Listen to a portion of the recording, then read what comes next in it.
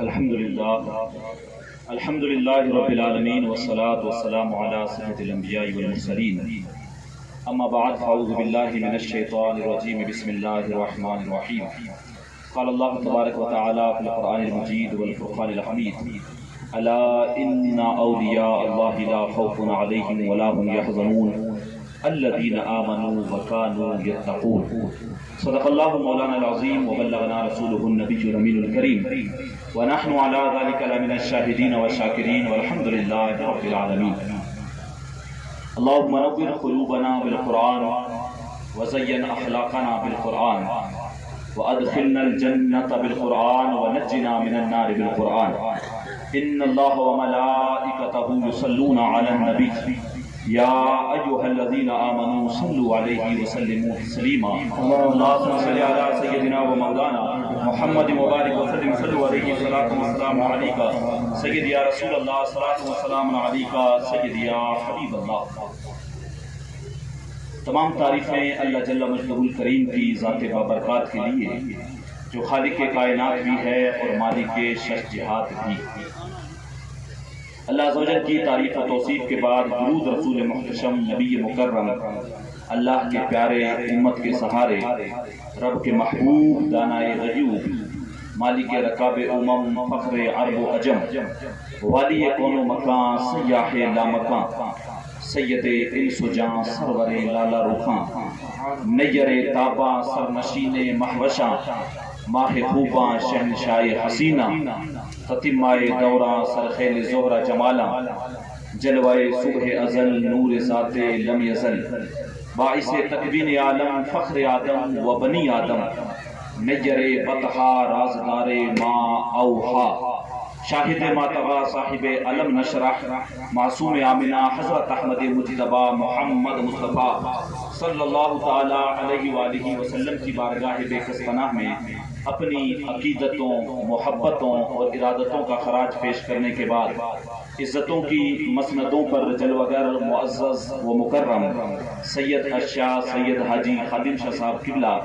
ناظم اجلاس مفتی احمد سیاہ صاحب قبلہ مولانا ممتاز صاحب دیگر جتنے بھی سادات عظام علماء اکرام حفاظ عظام ائمہ حضرات میرے سامنے تشریف فرما بزرگوں نوجوان ساتھیوں بچوں اور سائیڈ میں پردے میں بیٹھ کر سننے والی خواتین اسلام السلام علیکم ورحمۃ اللہ وبرکاتہ. علامہ ڈاکٹر اقبال نے کہا تھا نہ پوچھ ان خرقہ پوشوں کی ارادت ہو تو دیکھ ان کو نہ پوچھ ان خرقہ پوشوں کی ارادت ہو تو دیکھ ان کو یدے بیضا لیے بیٹھے ہیں اپنی آستینوں میں اور تمنا درد دل کی ہو تو کر خدمت فقیروں کی تمنا درد دل کی ہو تو کر خدمت فقیروں کی نہیں ملتا یہ گوہر بادشاہوں کے خزینوں سے. حضرات محترم وقت بڑا مختصر ہے جیسے آپ نوشاد صاحب آ جائیں گے اس کے بعد جو ہے میں گفتگو کو جو ہے وہ اختتام کی طرف لے جاؤں گا. تھوڑی دیر کے لیے آپ حضرات کے سامنے آیا حاجی سید یعقوب شاہ رحمۃ اللہ علیہ کے عرس مبارک کے پہلا عرس مبارک ہے میں اور آپ کو جمع ہونے کا شرف حاصل کر رہے ہیں. قرآن مجید کی ایک آیت کریمہ میں نے پڑھی اللہ تبارک و تعالیٰ ارشاد فرماتا ہے مشہور آیت ہے ہمارے یہاں پہ ایک اگر دیکھیں تو ہم لوگ جس ماحول کے اندر جی رہے ہیں اور انبیاء کرام کا جو ایک سلسلہ تھا حضور علیہ السلام پہ آ کے پھر اختتام پذیر ہوتا ہے اور حضور کے بعد قیامت تک کسی نبی نے نہیں آنا کوئی جو ہے وہ فرشتہ وحی لے کے نہیں آئے گا. تو یہ جو ہدایت کا جو سلسلہ تھا وہ انبیاء کے ذریعے جو ہے وہ رک گیا. اب جو ہدایت کا جو سلسلہ تھا وہ اللہ تبارک و تعالیٰ نے اس کا ذمہ رکھا علماء کے کندھوں پہ اور اللہ تبارک و تعالیٰ نے اپنے ولیوں کے کندھوں پہ. ولی کس کو کہتے ہیں ولی کس کو کہتے ہیں یہ اس کی ڈیفینیشن میں قرآن کی روح سے آپ کے سامنے رکھوں. ویسے تو ولایت کی جو ہے بہت ساری نشانیاں ہیں ولی کس کو کہتے ہیں لیکن ایک بڑا سادہ سا سیدھا سا میں آپ کو بتا دوں. قرآن میں جو ہمیں کہا کہ الذین آمنوا وکانوا یتقون اللہ کے ولی کی نشانی یہ ہے کہ ایک تو ان کا جو ایمان ہے وہ پرلے درجے کا ہوگا اور دوسرا ان کے اندر یہ ہوں گے کہ وہ متقی بڑے پرلے درجے کے ہوں گے اللہ سے ڈرنے والے بہت ہوں گے. الذین آمنوا وکانوا یتقون. اب لوگ کشمکش میں پڑ جاتے ہیں کہ ہم پہچانے کیسے کہ اللہ کا ولی کون ہے اور کون ولی نہیں ہے. تو یہ قرآن نے ہمیں بڑا سیدھا سا سادہ سا اسلوب دیا ہے، الذین آمنوا وکانوا یتقون۔ ایک تو ان کا ایمان بڑے اونچے درجے کا ہوگا، اور دوسرا وہ اللہ تبارک و تعالیٰ سے بہت ڈرنے والے ہوں گے، بہت ڈرنے والے ہوں گے۔ حضرت سیدنا امام احمد بن حنبل کی جو ہے وہ مجلس لگی ہوئی ہے، اتنے میں کیا ہوا کہ ایک عورت آتی ہے، آ کے مسئلہ پوچھتی ہے، حضرت مجھے ایک مسئلہ بتائیں، یہ کہ ہم لوگ رات میں چھت کے اوپر اون کاٹتی ہیں، سوت کاٹتی ہیں،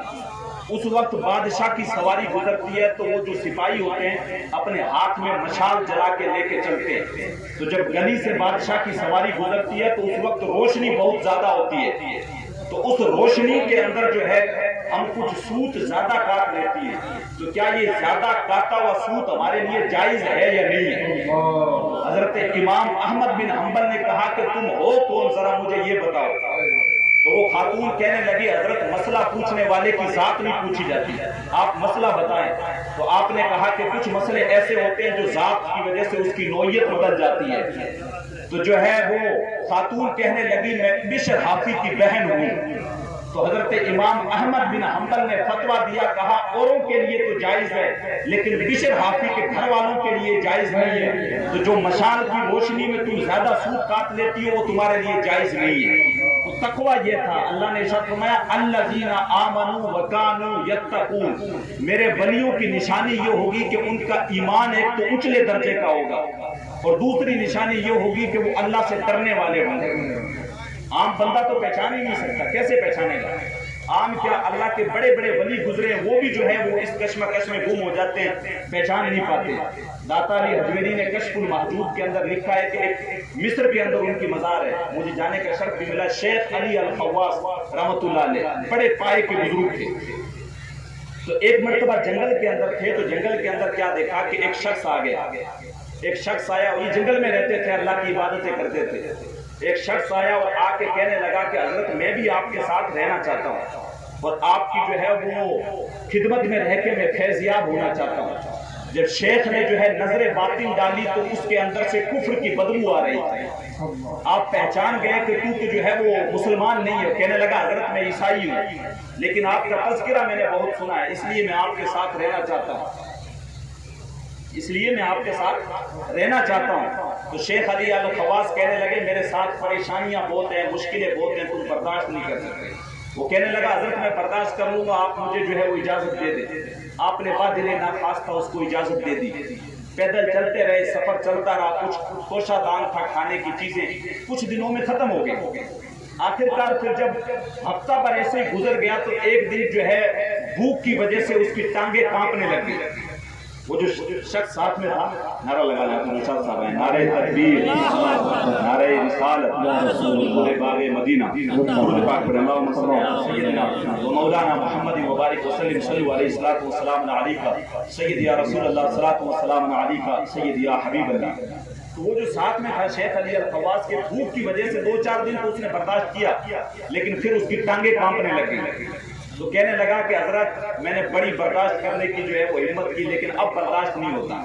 آپ اللہ کے نیک بندے، اللہ کی بارگاہ میں ہاتھ اٹھائیں اور دعا کریں کہ اللہ کچھ کھانے کے لیے عطا کر دے۔ تو شیخ علی الخواص نے سجدے میں سر رکھا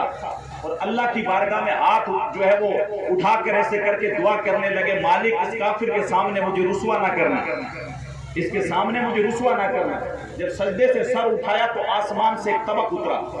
جس کے اندر 2 شربت کے پیالے تھے، 2 روٹیاں تھیں۔ شیخ علی الخواص نے ایک شربت کا پیالہ اس کو دیا، ایک روٹی اس کو دی، ایک شربت کا پیالہ اور روٹی خود لی، اور پھر کھانے کے بعد پھر چل پڑے۔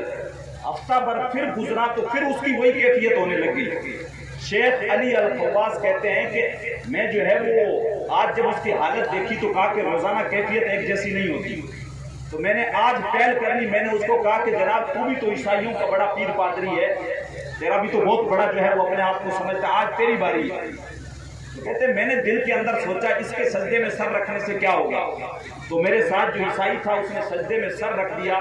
جب سجدے سے سر اٹھایا تو آسمان سے ایک طبق اترا جس کے اندر 4 شربت کے پیالے تھے، 4 روٹیاں تھیں۔ پوری میری طرف بڑھا کے کہنے لگا کل یا شیخ، حضور کھائیے۔ آپ نے کہا جو ہے نا یہ تیری کرامت ہو نہیں سکتی، کرامت ہو نہیں سکتی، اور یہ جو ہے وہ کھانا مجھ پہ حرام ہے، کیونکہ تو اسلام تو لائے ہوا نہیں ہے۔ میں یہ کھا نہیں سکتا، میرے لیے حرام ہے۔ تو وہ کہنے لگا حضرت کھائیے اور دو جو ہے وہ مبارکیں بھی وصول کیجیے۔ نعرہ تکبیر، اللہ اکبر، نعرہ رسالہ، یا رسول اللہ، حضرت سید عرفان شاہ صاحب قبلہ، نعرہ تکبیر، نعرہ رسالہ، یا رسول اللہ، کرسی حضرت سید یعقوب شاہ صاحب قبلہ زندہ باد۔ وہ کہنے لگا حضرت آپ کھائیے اور مجھ سے جو ہے وہ دو مبارک باتیں میں وصول کیجیے۔ تو حضرت کہنے لگے شیخ علی الخواص کہ دو کون سی مبارک باتیں وصول کریں؟ کہا میں نے جب سجدے میں سر رکھا تو میں نے اللہ کی بارگاہ میں دعا کی کہ مالک اگر اسلام تیرا سچا مذہب ہے تو دو روٹیاں اور دو شربت کے پیالے اس کے صدقے سے دے دے، اور اگر شیخ علی الخواص واقعی تیرا بزرگ ہے تو دو شربت کے پیالے اور دو روٹیاں اس کے صدقے سے دے دے۔ تو کہا پہلی مبارک بات تو یہ ہے کہ ہاتھ آگے بڑھائیے، کلمہ پڑھا کے مجھے اسلام میں داخل کیجیے، اور دوسری چیز یہ ہے کہ آپ اپنے ولی ہونے کی مبارک بات بھی قبول فرمائیے۔ اتنے پائے کا بزرگ بھی فرق نہیں کر پایا کہ یہ کرامت ہے یہ کیا چیز ہے۔ تو میں اور آپ کیسے پہچان سکتے ہیں کہ یہ کرامت ہے یہ کیا ہے، اور کیسے کسی جو ہے بندے کو پہچانے کہ یہ اللہ کا ولی ہے یا نہیں ہے؟ تو قرآن نے ہمیں بڑا سادہ سا بڑا سمپل سا طریقہ بتا دیا ہے، الذین آمنوا وکانوا یتقون۔ بس تم یہ دیکھو کہ اس کا ایمان کون سے درجے کا ہے اور اللہ سے ڈرتا کتنا ہے، بس یہ چیز دیکھو۔ اگر دیکھتے ہو نماز 5 وقتہ پابند ہے، روزے رکھتا ہے، اللہ کی عبادتیں کرتا ہے، گناہوں سے بچتا ہے، تو آج کے دور کا وہ ولی ہے۔ لیکن یہ نہ ہو جیسے آج کل ہمارے یہاں ماحول بنا ہوا ہے کہ نہیں پیر صاحب تو جو ہے وہ مریدین رہتے ہیں، ایک ماحول بنایا رہتا ہے، پیر صاحب تو جو ہے نماز جا کے پڑھتے ہیں مدینہ شریف میں، پیر صاحب یہاں پڑھتے ہی نہیں نماز، بڑے پہنچے ہوئے پیر ہیں۔ ہمارے یہاں آج کل ہوتا ہی پہنچا ہوا پیر ہے جس نے 5-10 گلے کے اندر کنگیاں ڈال رکھی ہوں اور جو ہے آ جائے لوگوں کے اندر۔ ہم یہ سوچتے ہیں اس سے بڑا پہنچا ہوا کوئی ہے ہی نہیں۔ قرآن نے ہمیں اصول دیا ہے، الذین آمنوا وکانوا یتقون۔ اگر کوئی سید ہے نماز نہیں پڑھتا ہے کسی بھی صورت میں اللہ کا ولی ہو ہی نہیں سکتا۔ جب نماز امام حسین پہ معاف نہیں ہے، سیدنا غوث اعظم پہ معاف نہیں ہے، تو پھر آج کے دور کا پیر کی کیا حیثیت ہے؟ کوئی حیثیت نہیں ہے، کوئی حیثیت نہیں ہے، چاہے وہ آپ کو ہوا میں اڑ کے دکھاتا ہو چاہے کچھ بھی کر دیتا ہو۔ قرآن نے ہمیں سیدھا سا سمپل سا اصول دیا ہے، بس تو نے دیکھنا یہ الذین آمنوا وکانوا یتقون، اللہ سے ڈرتا کتنا، ایمان کتنے درجے کا ہے، بس۔ اور چاہے کتنے بھی جو ہیں وہ آپ کو جو ہے چیزیں دکھائی جائیں، کرامت کا انکار نہیں ہے، کرامتیں اولیاء کرام کے ہاتھوں سے صادر ہوئی ہیں، اس کا انکار نہیں ہے، لیکن صرف کرامت کی بنیاد پہ کسی کی ولایت ثابت نہیں ہوتی۔ ولایت ثابت ہوتی ہے ایمان اور تقوی کی بنا پہ۔ تو یہ دو چیزیں جو ہیں ہم اپنے ذہن میں رکھیں۔ ہاں اس بات کا انکار نہیں ہے کہ اگر اللہ کا کوئی نیک بندہ ہے اس کے ساتھ اگر وابستگی رکھی جائے، اس کے دامن سے جڑا جائے تو اللہ دنیا میں بھی جو ہے اس کا فائدہ دیتا ہے، آخرت میں بھی دیتا ہے۔ بخارا کے اندر ایک بزرگ تھے، وہ جب سمرقند کے اندر آئے تو بادشاہ کی ایک کوئی خادمہ تھی، اس نے پوچھا یہ جو شیخ آئے ہوئے ہیں یہ پیر صاحب یہ کون لوگ ہوتے ہیں؟ تو کسی نے کہا کہ یہ وہ ہوتے ہیں جو اوکھے ویلے کام آتے ہیں، یہ مصیبتوں میں کام آتے ہیں۔ تو اس نے کوئی جو ہے وہ پیر صاحب سے جو ہے وہ بیعت ہو گئی اور اپنا جو ہے تعلق جو ہے وہ پیری مریدی والا جو ہے پیر صاحب سے رکھ لیا۔ اب وہ بادشاہ کی جو ہے وہ بڑی جو ہے وہ قریبی تھی، بادشاہ ہر چیز میں اس کو توجہ دیتا تھا۔ ایک دن کیا ہوا کہ ساتھ والی جو خادمائیں تھیں اب وہ جو ہے اس سے حسد کرنے لگی اور کوئی الزام ایسا دھرے کہ بادشاہ جو ہے وہ اپنے دربار سے اس کو نکال دے اور اس کو توجہ نہ دے۔ تو انہوں نے جو ہے بادشاہ کا زیور چوری کر کے خود اپنے پاس رکھ لیا، الزام اس پہ دھر دیا۔ اب وہ بیچاری ثابت بھی نہیں کر پائی، تو بادشاہ نے کہا میں نے تم پہ اتنا بھروسہ کیا اور تم نے مجھے اس بھروسے کا یہ صلہ دیا،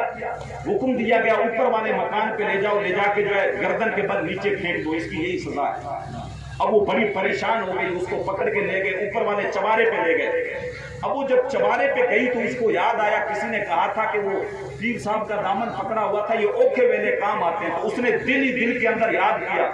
بخارا کی طرف رک کر کے ابھی جب زمین پہ پہنچی انہوں نے اتنے میں دھکا دے دیا، جب زمین پہ پہنچی تو پیر صاحب نے پکڑ کے آرام سے زمین پہ چھوڑ دیا، کہنے لگے حضرت آپ کب آئے؟ تو از چبارہ آمدی من از بخارا آمدم، تو چبارے سے چل پڑی تھی میں بخارے سے چل پڑا تھا۔ تو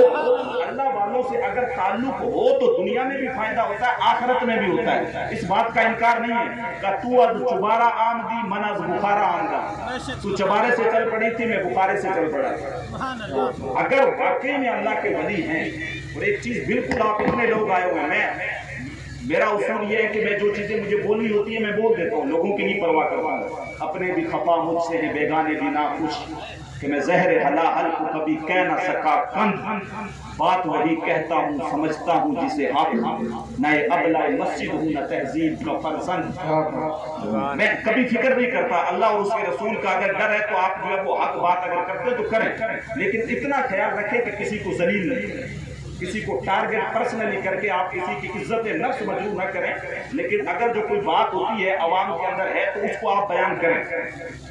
آپ سارے حضرات پیر صاحب قبلہ سے منسلک ہیں، عرس پہ آئے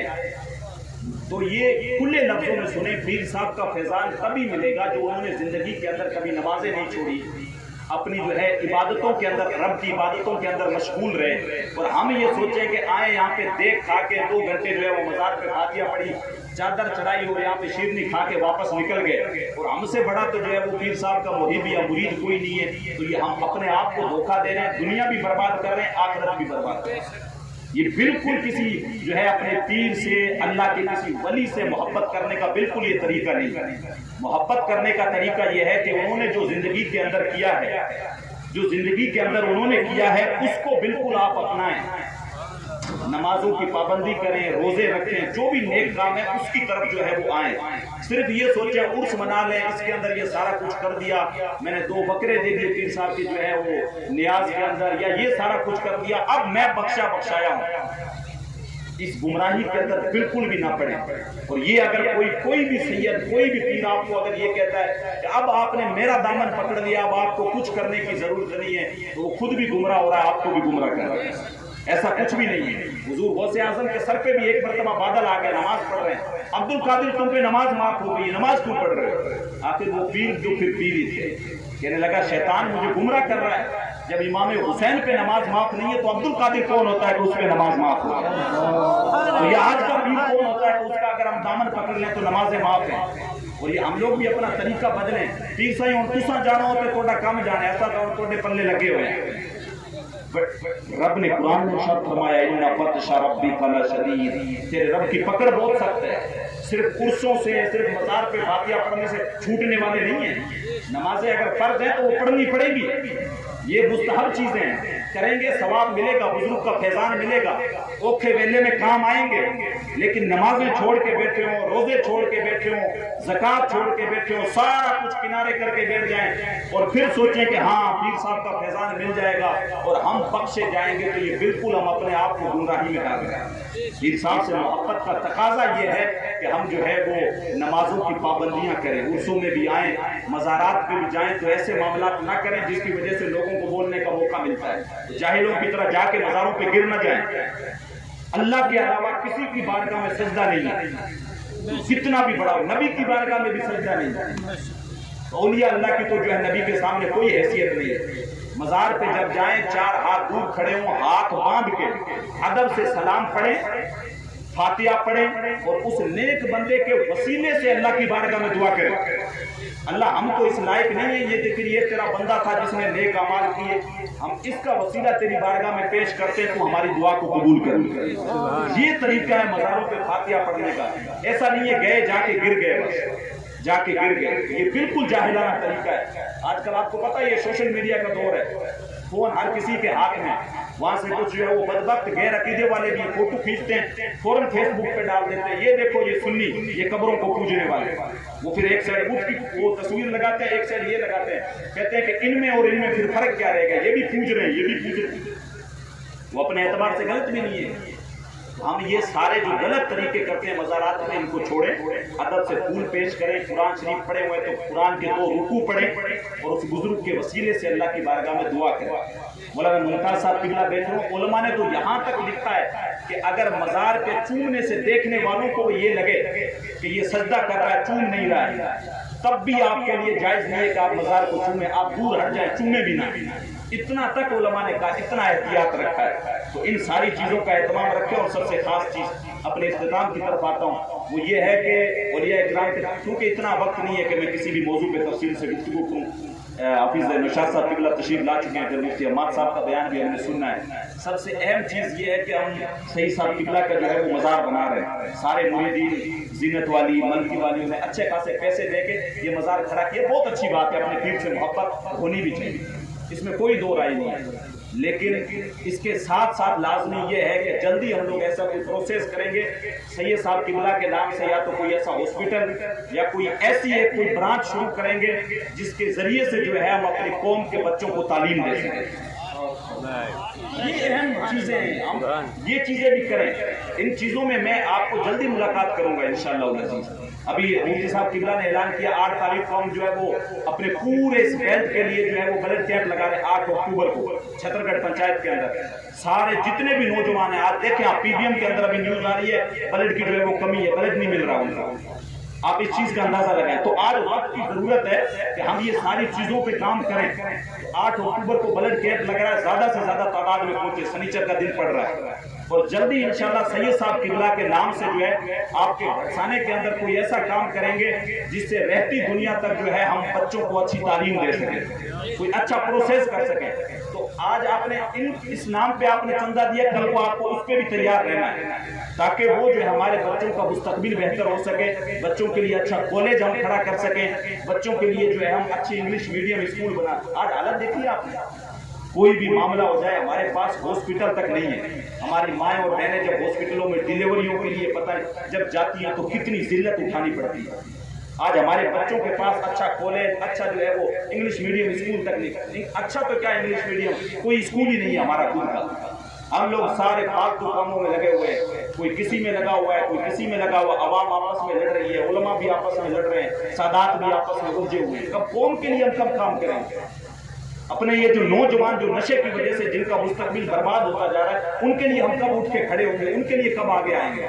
ہم سب کو ضرورت ہے ہم اکٹھے ہوں اور اپنے بچوں کی تعلیم کے لیے سوچیں، یہ سب سے اہم چیز ہے، بچوں کی تعلیم کے لیے سوچیں۔ آج آپ سے کوئی معاملہ ہو جاتا ہے، آپ چلے جائیں، ایک ہمارا وکیل نہیں ملتا، ایک ڈاکٹر نہیں ملتا، پولیس میں کوئی ہمارا بندہ نہیں ہے، جو ہے عدالت میں ہمارا کوئی بندہ نہیں ہے، فوج میں ہمارے کوئی بندے نہیں ہیں۔ ہم لوگوں کے بندے یا تو بیڈوں میں یا گاڑیوں میں، کھیتوں میں، یا پھر ہمارے نوجوان یہاں پہ گاڑیاں ڈال رکھی ہیں، کڑے ڈال رکھے ہیں، بائکیں لے لے کے چوراہوں پہ جو ہے ساری رات ادھر مچاتے ہیں۔ یہ قوم مسلم کا جو ہے وہ رہ گیا، یہ سارا کچھ رہ گیا۔ علامہ ڈاکٹر اقبال نے کہا تھا یہ جو سارا کچھ تم پھولتے پھرتے، انہوں نے بات ہی ختم کر دی۔ ہم آج بڑے ڈھینگے مارتے پھرتے ہیں، میں وہ ہوں، میں فلاں ہوں، میں فلاں ہوں، میں نے یہ کہہ دیا، انہوں نے بات ہی ختم کر دی۔ کہا یوں تو سید بھی ہو، مرزا بھی ہو، افغان بھی ہو، تم سبھی کچھ ہو، بتاؤ تو صحیح مسلمان بھی ہو۔ آج مسلمانوں والے لچھن ہیں ہمارے، سارے جتنے بھی کرتوت ہم لوگ کر رہے ہیں سارے غیروں والے کر رہے ہیں، کچھ بھی نہیں ہے، کچھ بھی نہیں ہے۔ ہمارے جو ہے وہ حالت یہ ہو رہی ہے، ساری اب جو ہے ادائیں ہم نے نصارہ والی یہودوں والی اپنا رکھی ہیں، کچھ بھی ہمارے پلے ہے نہیں۔ تو کب آخرکار ہم سدھار کریں گے؟ تو لازم ہے ہم اپنے بچوں کو جلدی انشاءاللہ پروٹیسٹ جو ہے وہ ایسا جو ہے پروسیس شروع کریں گے ہم لوگ، تاکہ اس کے لیے بچوں کو اچھی تعلیم مہیا کروا سکیں۔ ابھی 8 اکتوبر کو ہم لوگ کیمپ لگا رہے ہیں، اس کے بعد انشاءاللہ جلدی جو ہمارے علاقے میں ٹاپر ہیں جو بورڈ کے اندر 10ویں یا 12ویں میں، اور پھر حافظ قرآن جو پچھلے 2 سالوں کے اندر حافظ بنے، بچے جو بنے، ان ساروں کی پورے علاقے سے لسٹ جمع کر کے بڑا جو ہے انشاءاللہ حاجی صاحب قبلہ کے نام سے گھرسانے کے اندر یا پھر جو ہے ملکی والی کے اندر جہاں بہتر ہوگا، انوپ گڑھ کے اندر ایک سماروہ رکھیں گے جس سے بچوں کے اندر تعلیم کی امنگ جاگے اور بچے تعلیم میں آگے بڑھ کے آئیں۔ تو یہ ایسے کام کریں جس سے ہم اپنی قوم کو آگے لا سکیں، یہ لڑائیاں، یہ جھگڑے، یہ سارا کچھ ختم کریں اور بزرگان دین کے بازار پہ آئیں تو اسے فیض لیں، لیکن ان کی زندگی کو بھی سمجھنے کی کوشش کریں انہوں نے کیا کیا ہے۔ ہر ایرے گیرے لٹو پھیرے جھولے چھاپ سے دین بالکل نہ سیکھیں۔ نوجوانوں سے خاص طور سے گزارش کروں گا، یہ یوٹیوب کے اندر کوئی انجینئر مرزا کو بھر کے گھوم رہا ہے، کوئی کسی کو بھر کے گھوم رہا ہے، یہ صحابہ کے اہل بیت کے گستاخ ہیں، یہ آپ کو کیا دین سکھائیں گے؟ دین میں ایک بات کہتا ہوں، ہم نے کپڑا لینا ہو مارکیٹ کے اندر جا کے پتا ہے ہمیں کون سی جو ہے منڈی کے اندر سب سے بیسٹ دکان ہے جہاں پہ برانڈیڈ کپڑا ملے گا،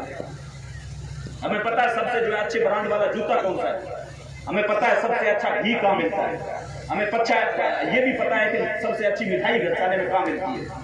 لیکن جب ہم دین لینے لگتے ہیں تو ہر کسی ایرے گیرے لٹو پھیرے جھولا چھاپ سے دین لے لیتے ہیں۔ جب اپنا معاملہ آتا ہے تب اتنا احتیاط کرتے ہیں، جب دین کا بھی معاملہ آئے تو ہم دین اس سے لیں جو دین کے اس باب میں کوالیفائڈ، دین کے اس باب میں جس کو سمجھ ہو، جس کا عقیدہ درست ہو۔ ان چیزوں کا دھیان رکھیں، ہر کسی کی بات پہ عمل نہ کریں۔ بارہ کہتا ہوں کہ جس طرح ہر دھوتی پہننے والا گاندھی نہیں ہوتا، اسی طریقے سے ہر ٹوپی اور داڑھی والا مولوی نہیں ہوتا۔ یہ ہم اپنے ذہن سے نکالیں، یہ چیز سمجھنے کی کوشش کریں۔ ہم لوگ کسی بھی ٹوپی اور داڑھی والے کو غلط کام کرتا دیکھتے ہیں، سارے علماء کو اسی لائن میں کھڑا کر دیتے ہیں، یہ علماء ہوتے ہی ایسے۔ ارے تم نے علماء دیکھے نہیں، تم آزادی کی لڑائی پڑھ کے تو دیکھو، حضرت موہانی کو پڑھو تو صحیح، علامہ فضل خیر آبادی کو پڑھو تو صحیح، جنہوں نے آزادی کے لیے اپنی جو ہے خون کا آخری قطرہ تک قربان کر دیا۔ تم نے علماء دیکھے ہی نہیں ہیں، تم نے اپنی نظر کے اندر ایک رویہ بنا رکھا ہے کہ داڑھی والا، ٹوپی والا، کرتے پجامے والا، سورہ فاتحہ بھی نہ آتی ہو لیکن یہ مولوی ہے۔ اپنے نظریات جانے دیکھیں۔ آج ہمارے پاس اللہ نے عقل دی ہے، جب کپڑوں میں، مٹھائی میں، دودھ میں، گھی میں، سب میں جب دیکھ رہے تو دین سیکھنے میں بھی دیکھیں کہ کون اچھا پڑھا لکھا ہے، کس کا عقیدہ درست ہے، کون ہمیں صحیح باتیں قرآن اور حدیث سے بتائے گا، تو اس سے سیکھیں۔ باتیں بہت ساری یہ کرنے کے لیے اگر کریں تو بات لمبی ہو جائے گی۔ ہمارے خصوصی مہمان کا خطاب ہم نے سننا ہے اور وقت اگر صبح ملا تو انشاءاللہ اس گفتگو کو میں صبح ختم کروں گا۔ انہی اشعار کے ساتھ اپنی گفتگو کو ختم کر رہا ہوں کہ جی چاہتا ہے اس رات نو محشر دی فجر تک روک لواں، جے وس چلے میرا سونے نو حشر تک روک لواں،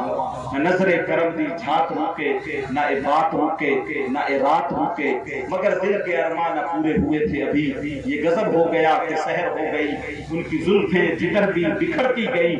گیت گاتی ہوئی شب خدر ہو گئی، ان کی آنکھوں میں ایسا نشہ کا فراز، جس نے دیکھا وہی لڑکھڑاتا گیا، تم سے فریاد ہے اے گنبد خضرا والے، کعبے والوں کو ستاتے ہیں کلیسا والے۔ ایمان کی تعریف دو لفظوں میں آپ کے سامنے کر کے گفتگو ختم۔ علامہ ڈاکٹر اقبال کی روح سے لے کے ان سے کسی نے پوچھا ایمان کس چیز کا نام ہے، تو انہوں نے دو لفظوں کے اندر گفتگو ختم کر دی، کہا ایمان ادب مصطفیٰ سے شروع ہو کے محبت مصطفیٰ پہ ختم۔ ایمان اس چیز کا نام ہے، اور سارا جوس نکال کے ایک شعر کے اندر انہوں نے رکھ دیا، اس شعر پہ عمل کر لیں اور یہ اپنی زندگی کے اندر اپنا لیں، حضور سے سچی محبت کر لیں۔ انہوں نے سارا رس نچوڑ کے ایک گلاس میں رکھ کے ٹیبل پہ رکھ دیا، کہا کی محمد سے وفا تو نے تو ہم تیرے ہیں، کی محمد سے وفا تو نے تو ہم تیرے ہیں، یہ جہاں چیز ہے کیا لوح و قلم تیرے ہیں۔ ایک بار حضور سے محبت تو کر کے دیکھ، پھر تختی بھی تجھے دے دیں گے، قلم بھی تجھے دے دیں گے، پھر خدا خود بندے سے پوچھے گا بتا تیری رضا کیا ہے۔ اللہ مجھے اور آپ کو سننے سے زیادہ عمل کی توفیق نصیب کرے۔ استغفر اللہ ربی من کل ذنب واتوب الیہ وما علینا الا البلاغ۔ اور ایک 23 اکتوبر کو کانفرنس ہو رہی ہے موتی گڑھ کے اندر، اصلاح معاشرہ کانفرنس نام سے، اپنے خطیب الہند عبید اللہ خان اعظمی صاحب تشریف لا رہے ہیں اور کئی راجنیتک بندے بھی لا رہے ہیں، جیسے صالح محمد صاحب ہو گئے، آپ کے یہاں کے ودائک ہو گئے، اور بھی کئی لوگ ہیں۔ تو یہ ہمارے سماج کے لیے مدارس وغیرہ ہیں یا مساجد جن کے پٹے نہیں ہیں، اس سلسلے میں رکھی گئی ہے تاکہ ہم اپنے مدارس کے مسجدوں کے پٹے وغیرہ بنوا سکیں اور قوم کے لیے کوئی بہتر قدم اٹھائیں تعلیم کے معاملے میں۔ تو 23 اکتوبر کی تاریخ بھی آپ نہ بھولیں، زیادہ سے زیادہ تعداد میں آپ موتی گڑھ میں بھی پہنچے اور صبح یہاں پہ 10 بجے جو ہے وہ فاتحہ خوانی کا پروگرام ہے مزار شریف کے، اس میں بھی شریک ہوں۔ السلام علیکم۔ ماشاءاللہ سبحان اللہ۔ دنیا اور دین کے ہر میدان میں پچھڑی ہوئی قوم اسے کہیں نہ کہیں سے